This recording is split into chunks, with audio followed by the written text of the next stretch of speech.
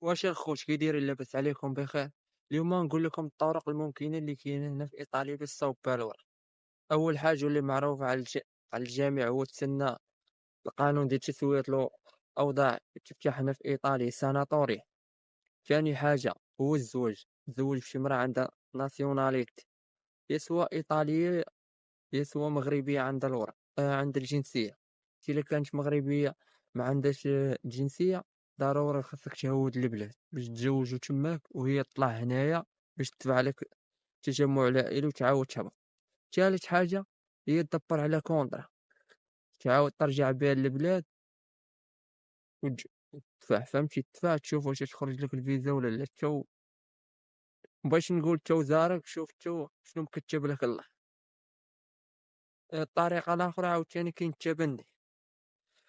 التبني هو تلقى شي عائله يكون هذيك اللي غيتبنى كيكون فيشك، فهمتي؟ تقريبا بالضبط انت مثلا لا عندك 25 عام هو خاص تكون عنده 50، فهمتي؟ تقريبا انت 30 هو تكون عنده 60.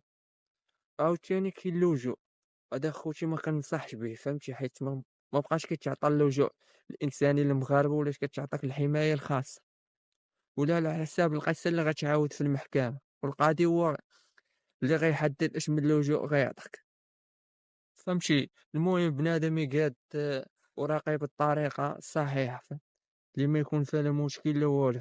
بنادم علاش كيبغي يقاد وراقيه؟ غير باش يشوف والديه، فهمتي؟ الا كنتي غديرهم بشي طريقه ماشي حتى اللي هو تبقى هنايا، اللهم بلاش. يصبر بنادم تيقادهم بالطريقه الصحيحه باش منين يهبط ما يلقى لا عراقيل لا والو. يسهل على الجميع. الله يدير شي تاويل ديال الخير، ونتلاقاو في فيديو جديد ان شاء الله.